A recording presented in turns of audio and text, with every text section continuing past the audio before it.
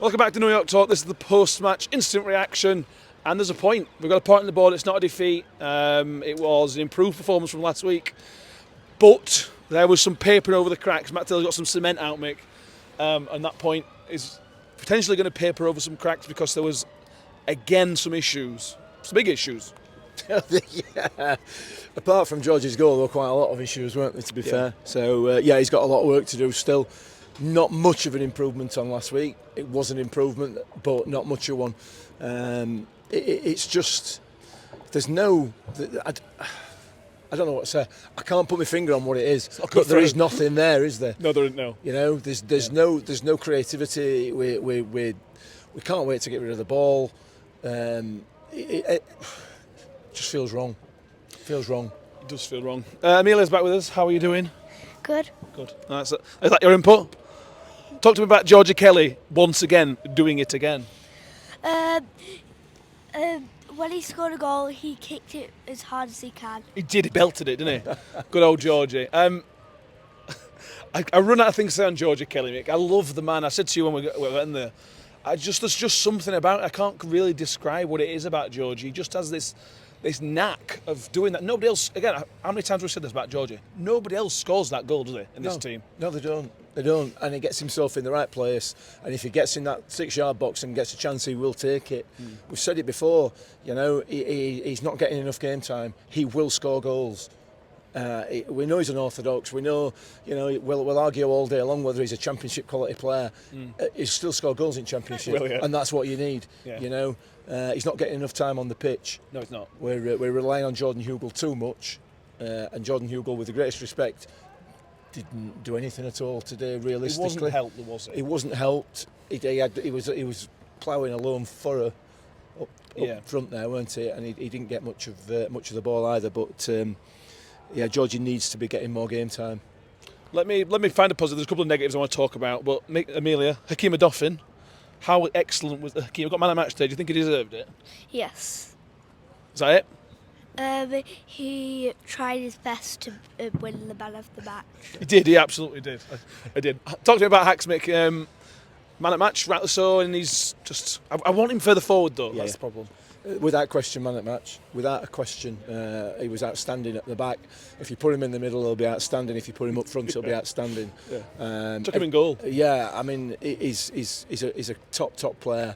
A lot of passion, and yeah, he's wasted at the back there, isn't he, really? But, you know, he needs must today, and he deservedly got man at match, and realistically, arguably should have had a goal as well. Forgot about that, but, you know, it's that was just unfortunate. That was at the time when we got the momentum just after scoring, and we allowed them to get back into the game, which, again, is schoolboy stuff, you know. It's criminal to get to the back in game. Absolutely. We've got to talk about a couple of passengers. I use passengers. I feel harsh saying it, Mick. Yeah. But the two that sort of stuck out for me today were Cafu and Fred. Fred's had a real big dip in form. And we don't like digging players out, especially straight after the game when we're a bit more emotional than we will be. But you could blame Fred for the first goal. I think he's lost his man in his score. It's a stunning finish from chair. But he's got a better Fred. Yep. He has the odd moment of flick and trick and this, that and the other, but him and Cafu just didn't impact the game in a positive. No, Cafu has 6 free kicks, but neither of them had a positive impact today, and that we carried both of them. You could have said something about Klukas as well, to be fair. I would possibly disagree on Cafu. I think he was involved in the game more than Fred was. Fred, as you've rightly pointed out, he's had a drop off in form, and for me, he needs to be replaced. You're right, he can create some bits and pieces, but he doesn't do it anywhere near often enough, and he is a passenger a lot of the game. Cafu, there's an argument one way or the other. It's the issue in that midfield is the organisation. It appears, or it looks from the sidelines, that none of them are in there actually know specifically what their role is. And so for me, that's half the problem. It's why we don't keep the ball. Chris Taye is the only one really that seems to be trying to hold that midfield together. A solid game today, Taye. Yeah, he did. It was excellent. So certainly Fred, I'm afraid for me, he needs perhaps a little spell on bench just to refocus his mind. Especially when you got 20 minutes left, you're happier on bench. Yeah. It just seems for me, it seems an obvious swap. Yeah, definitely. look, this is the frustrating thing. When we got the goal, it was a 5 and 10 minute spell. The issue I have, and this is again sounding harsh. It is harsh. I don't feel like Matt Taylor had any impact on the positive impact of the game. I know he brought Georgie on. I know he made the substitution. Yeah. But the positivity only came because Georgie created something out of what wasn't that good a cross. Yeah. And that's bad. That. It's not great. It's not great.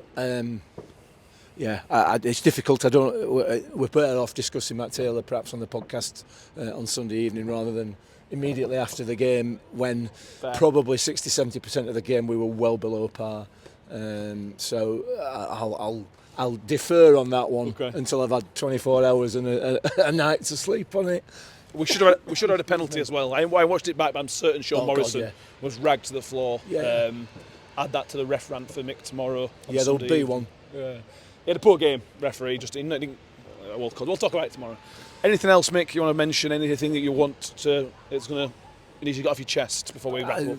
I'd like to say I think we've seen enough of Nombe today to say that he has got some quality and he will have an impact this season, no doubt about that. I thought it was excellent when he came on, 2 really, really good defensive headers, and also some proper good old-fashioned scrapping for the ball up at the other end. So using strength quite well, I thought. Yeah. So impressed with him. Very little. We've seen very little of Ayala. However, we saw probably 10 minutes of him and he looks about 4 or 5 times as mobile as Sean Morrison does. Then that's not a digging out of Sean Morrison, just the fact that Ayala looks like he could be a very, very good acquisition. But, we've had problems in defence all season. That's starting to come right now and the problems have just moved forward into midfield, haven't they? Yeah, that midfield was poor. Dig that out in the podcast tomorrow. Nearly anything else? Up the Millers. Yes, that's right. Thank you all who have tuned in. Make sure you've liked this video and subscribed. Well, 1,250 subscribers now, Nick. That's excellent. Which is excellent. Keep subscribing and check out the Sunday evening podcast, which is 8 o'clock on Sunday evening. And we're back on Tuesday, live on Sky against High Flyers Ipswich. Thank you all for being with us and up the Millers.